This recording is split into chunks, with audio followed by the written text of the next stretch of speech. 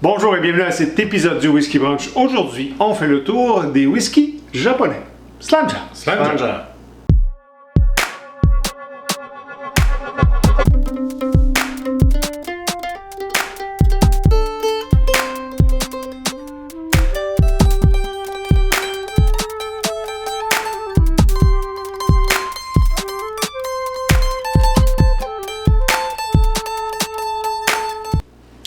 Bonjour à la maison, bienvenue les brunchers. Salut les gars. Salut messieurs. Comment allez-vous? C'est dimanche. C'est dimanche, on est encore au whisky. Merci d'être là à la maison aujourd'hui.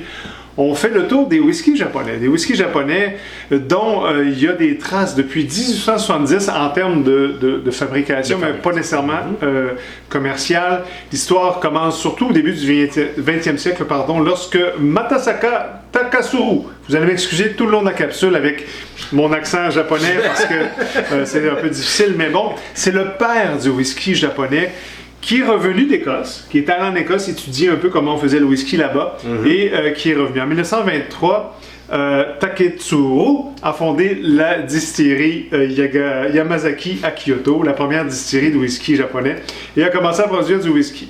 En 1934, il a fondé sa propre entreprise, la Nikka, qui est une des plus grandes. Oui. La Nikka et la Suntory, et évidemment, on va en boire tantôt. Et depuis ce temps-là, le whisky japonais a eu des hauts, des bas, a quand même perdu un peu de renommée à travers les années 90 en termes de quantité et de qualité. Cependant, dans les années 2000, il y a une belle progression, ils font de beaux produits. Une belle effervescence. Les deux plus grosses, comme je le disais, c'est Suntory et Nikka. Ils font des single malt, ils font des blended malt, ils font des blended grains. Ça ressemble beaucoup, je trouve, à des scotch, là, très basiques. Et en 2024, messieurs, il va vraiment avoir une appellation Japanese Whisky. Donc, le Japanese Whisky devra être fermenté, distillé, vieilli et embouteillé au Japon, idéalement avec de l'eau japonaise aussi. Et ça va sortir très bientôt, en 2024. Donc, plus de règles, plus absolument. Un peu grande notoriété ou un peu plus... Voilà, un peu comme les règlements irlandais, comme les règlements écossais, qu'importe.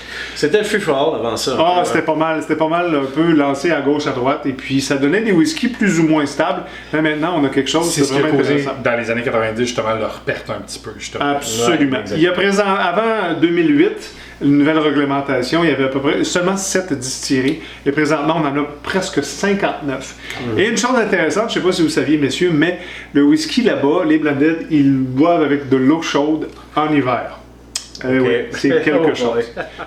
Donc, on fait le tour des distilleries japonaises aujourd'hui. On commence avec toi. Eric, qu'est-ce que tu nous présentes?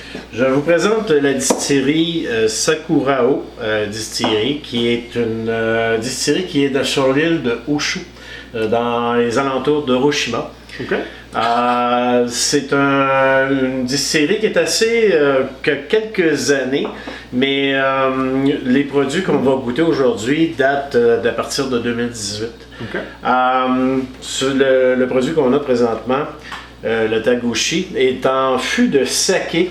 Donc, c'est des fûts qui, au départ, ils se sont servis parce qu'ils font différents produits. Ils font du vin, du saké. Ils ont pris des barils de chêne qui avaient eu du vin blanc dedans. Ils ont mis leur saké. Puis après ça, ils ont pris ce baril-là, puis ils ont mis leur produit, leur whisky. La compagnie utilise, on disait tantôt que depuis un certain bout de temps, là, ils veulent assainir un peu leur système. Les produits, avant ça, le malt venait du Canada et de l'Écosse. C'était un blended, non? Donc on n'a pas un single malt, on a un blended. Et ces produits-là venaient du Canada, de l'Écosse, et ils sont mélangés et mis dans ces fûts-là pendant quelques années. Et ça donne ce produit. Produit avec une couleur relativement très pâle, chardonnay, presque paille, à la rigueur. C'est probablement le saké, parce que le fût est avec un vin blanc. Le saké, c'est pas un vin. Tout le monde dit que c'est un vin de riz et c'est pas vrai, c'est une bière en fait. C'est une bière parce que c'est vraiment une fermentation plus brassicole que le fruit comme un raisin dans le fond. Et petite odeur de Black Label. Ouais, une petite odeur de Black Label. Oui, on a ce. Non, mais il y a quelque chose de très intéressant. Ouais. L'essence de riz est quand même présente. Monsieur, Ouais. Slanja? Slanja. On ne sait pas comment on le dit en japonais, mais on va le continuer dans notre forme écossaise. C'est très doux. On est à 40% d'ABV. Oui, 40%. Disponible à l'SAQ, je présume, Oui. bien sûr. Oui. Très floral, fruité Oui. quand même. Surprenamment, on s'approche presque d'un lowland. On goûte, Comme. on goûte le riz. Je veux pas, non, je je suis veux pas d'accord dire que ça avec toi. goûte le saké, mais on est vraiment dans, Ouais, dans on est quelque chose dans de autre très chose. très doux. Absolument. Je pense que le sucre, J'ai pas de malt. comme tu dis, le sucre Non. vient peut-être plus du saké qu'un floral. Là. Mais c'est très doux. Très Très doux, très intéressant à la fin. Floral, le mot est juste. C'est pas un finish très prononcé, Non. très. Mais c'est assez rond en bouche. Ouais. Mais ça tombe très rapidement. Très ça drop rapidement, très ouais. rapidement. Mais je reviens, puis je pense que tu as raison, Alain. Le petit côté saké, le petit côté fruité, c'est ce qui Absolument. reste dans le fond de Oui. du palais. Très intéressant pour un produit japonais. Puis, détrompez-vous, là. Avant, effectivement, il y avait des Japonais qui étaient très, très complexes, mais pas nécessairement dans le bon sens, on va dire comme ça. Et de plus en plus, avec les régulations, avec la façon qu'ils font, Ouais. les Japonais sont très stricts sur des règles. Ça donne quelque chose de vraiment intéressant. Très Je suis pas intéressant. personnellement amateur de ça, mais ce qu'on déguste aujourd'hui, c'est vraiment, ça. vraiment très bon. La distillerie fait un produit maintenant typiquement 100%. Ils ont commencé à cause de la régulation. Régulation. Régulation, excusez-moi. Et ils ont un produit 100% maintenant japonais, leurs grains, etc. Absolument. Tout se fait au Japon. Et c'est là qu'on s'en va vers les vraiment Japanese whisky. Whisky, effectivement. Merci beaucoup, Eric. De mon côté, je vous présente le Tokinoka, qui veut dire en fait parfum du temps, perfume of time, qui est la distillerie White Oak Distillery. C'est un ABV de 50% quand même. Quand même. C'est une petite bouteille, très petite bouteille, 500 ml seulement, disponible à la SAQ à 80$ quand même, c'est pas spécialement donné. Donc on parle ici d'un blended, encore là, qui a été créé par Akito Ueda, qui est le master blender de White Oak Distillery. On trouve quelque chose qui est beaucoup plus fruité. Il y a une couleur beaucoup plus ambrée si Oui. on regarde un peu comparativement. Comparé à ton- C'est Eric, complètement différent. on est là, quand même c'est, beaucoup plus ambré. C'est fait de 50% de whisky de malt et 50% de whisky de grain. Il y a eu 3 finishes à l'intérieur de ça, du Bourbon, du Xérès et du Nouveau-Chêne. Est-ce que C'est ça, j'allais dire, un bourbon où on voit quand même un sucre présent versus le saké qu'on avait Absolument. tout à l'heure. Est-ce des grains japonais ou est-ce que. Je ne saurais te dire. Ok. Donc, on a vraiment, au nez, là, c'est beaucoup plus rond. J'ai la Fruits cassonade, tropicaux. Fruits tropicaux. Moi, Ouais, non? fruits. Le chêne, on sent le chêne un peu. Moi, je le Ouais. sens, le chêne toasté, pas toasté, mais Rôti, un peu le rôti, charred, un peu. ouais. Note d'agrumes aussi en bouche. Slanja, messieurs? Slanja. La maison.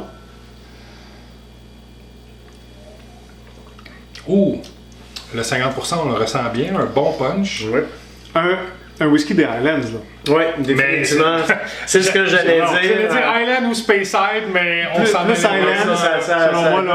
goûte, l'écossais. Vanille, c'est rond, épicé un peu, c'est crémeux. Je c'est ne pourrais rond. pas dire que c'est un japonais, celui-là. Absolument pas. On vous met ça à l'aveugle, puis on le découvre. Je l'ai ouvert juste avant de le verser Ouais. dans les Glencairn. C'est très surprenant. À l'aveugle, je vous mets ça dans un verre. Vous me dites, moi, c'est un Highland, c'est quelque chose. C'est pas du Highland, c'est pas du Kembokan. Non, c'est un Island. C'est vraiment pas mauvais, mais Je trouve que le petit côté, tu parlais de fruits, j'ai tendance à aller chercher vers l'orange confit maintenant. Vraiment plus Ok. typique, ou le fruitcake qu'on rappelle justement des oui, ok. Ouais. Gâteau aux fruits. gâteaux aux fruits. Là. Pas désagréable du tout, par contre. Le punch est là à 50% d'ABV, on le sent bien. Ouais. Il est vraiment de très présent. cassonade à quelque part. Ouais, c'est avec des épices à la fin. Vraiment un très bon drame. Ça se dit-tu un macallan avec du oomph? Ouais. Un macaloum. Un macallan. Excellent. Martin, à ton tour, qu'est-ce que tu nous présentes aujourd'hui? Ce que je vous présente aujourd'hui, on a parlé de la distillerie de Nikka, Absolument. qui est une des distilleries principales au Japon. On vous présente aujourd'hui le Nikka from the Barrel. On parle d'un 51.4 d'ABV. Quand même important, c'est un blend d'un single malt puis d'un single grain, un peu comme ton Toki. Kuna, excuse-moi les noms. Tokinoka, il vient de 2 distilleries. Fait à noter très intéressant, de la distillerie Yoshi, oui, comme le personnage dans Mario Bros, puis de Miyago Kiko. Dans le fond, c'est lié dans 3 sortes de barils. On parle de sherry, on parle de bourbon, puis on parle même des barils de refill de Hogshead, que je ne connaissais pas, honnêtement. Donc, c'est un produit que personnellement j'apprécie énormément. Vraiment. Puis je dois nommer, il a la SAQ, la bouteille que j'ai en main vient de la maison du whisky à Paris. Donc en plus, c'est un cadeau chanceux d'un de mes amis. Donc, moi je vous le dis, au nez, ça a l'air très balancé, très rond. C'est des notes là, quand même assez florales, fruitées. Un petit peu d'épices. J'ai un caramel, caramel foncé. Je le mentirai pas, pour moi c'est un Speyside. Je veux dire au nez. OK. C'est très intéressant, mais encore là, vous allez voir un punch. Ton ABV, je te l'accorde, mais ton ABV de 51.4 fait en sorte que là, au nez, l'éthanol est très présent. Oui, par contre, derrière, si on outre ça, si on le laissait peut-être quelques minutes davantage, respirer, on a le sherry. On le voit bien aussi à la couleur. Je reviens à la couleur. À la maison, vous le verrez peut-être pas, mais au premier, à ton Tamagotchi, je me suis trompé, on a un personnage Nintendo, mais on voit vraiment une couleur très très différente. Puis même versus le tien, on voit qu'il est encore plus ambré. Donc c'est un single barrel. Il a vraiment vieilli dans un seul baril et ça donne un produit très intéressant. 3 barils, mais pourquoi on appelle single barrel alors? Parce que ça a été une fois dans le premier baril, une deuxième fois dans le deuxième, une fois dans le troisième. Il l'a toujours suivi. Il l'a toujours suivi. OK. Donc, messieurs, Slanja.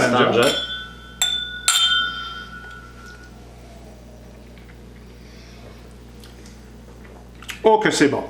Ça, mes amis, c'est très bon. C'est vraiment très rond. Là, le rond est là. Le rond, tu viens de le Au nez, je l'avais pas, probablement à cause de l'éthanol. J'ai un goût de pomme verte. Et moi, je trouve qu'il y a beaucoup de fruits secs. Le toffee, la vanille. Puis la vanille, vraiment, tu sais, est plus élaborée que juste la vanille qu'on retrouve dans le vanille de Madagascar. Épicé. Très long en chair. Très long en bouche. Très long en bouche. C'est un excellent produit, vraiment. Excellent. Combien, on parle combien de 66 $. Quand vous avez la chance, c'est un super beau produit. Puis on peut peut-être pas prendre le temps aujourd'hui, mais moi je vous le conseille. Goûtez-le. Quand vous êtes rendu à la moitié de votre verre, une petite goutte d'eau. Absolument. Puis encore une fois, il rouvre doublement ses flaveurs. C'est vraiment intéressant comme whisky. Très très bon produit. Le Nikka Single Barrel. Merci Martin. Mais on a fait le tour de quelques distilleries japonaises. On va évidemment vous en présenter 3 autres, mais on a quelque chose de spécial. J'ai le très grand privilège de travailler avec des expats, des expatriés japonais, et ils m'ont amené quelque chose de spécial. C'est rare qu'on en fait 4 dans la même capsule, mais on va le faire avec ce whisky-là. Mais on va en présenter 2 autres d'abord. Eric? Oui, ben écoute, le Yoshi. Qui encore un Nikka. Un Nikka, encore un Nikka. Beau produit, 45% d'ABV, des notes de caramel. C'est du japonais tout craché. Tout craché.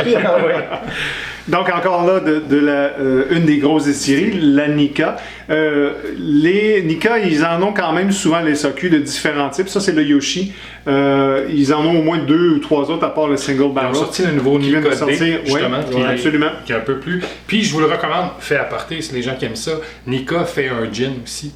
Ah, ben oui, c'est une distillerie. C'est une distillerie qui a un grain gin qui est vraiment excellent. Si vous avez la chance de le trouver, c'est toujours intéressant. Absolument. Merci. Et de ton côté, Martin? Ben écoutez, on peut pas passer à côté sans parler de Suntory, qui est le propriétaire de plusieurs distilleries. Et de Bill Murray. Et de Bill Murray.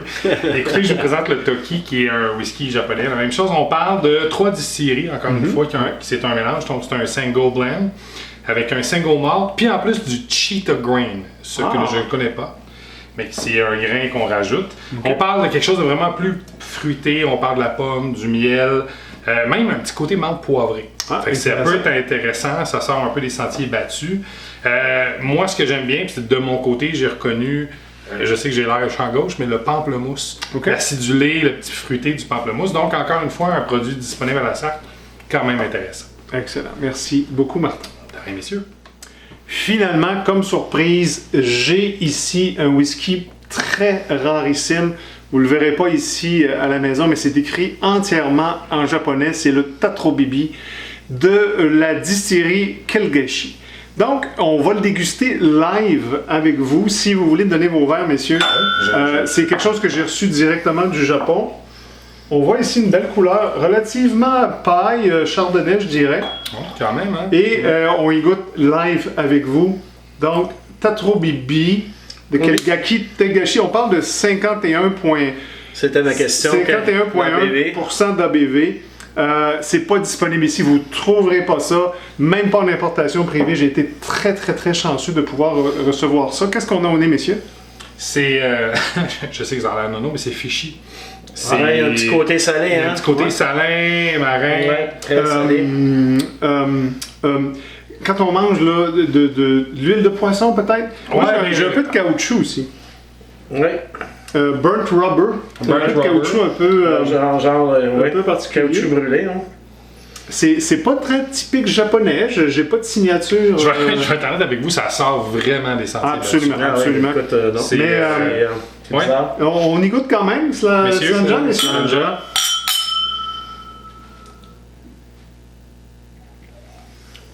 Oh! Ça a un petit côté sucré, hein? C'est-tu moi ou je sais la passion des Japonais pour le sirop d'érable? Absolument. Mais on le retrouve dans l'essence en arrière. C'est très sucré, c'est pas du miel. Ce ne sont pas des fleurs, c'est du jus de bambou, que dis-je?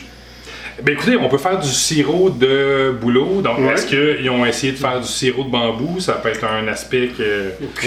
On ne sait pas. Donc, le Tatrobibi de la distillerie Kelgashi. Je pense qu'ils ont mis ça dans des fûts. Il y a un vin japonais plus sucré qui est... c'est des fûts... Là, excusez-moi mon japonais aussi. Là, des Shotite, Shotang... Shotite, mais il y a aussi la version chaumarde.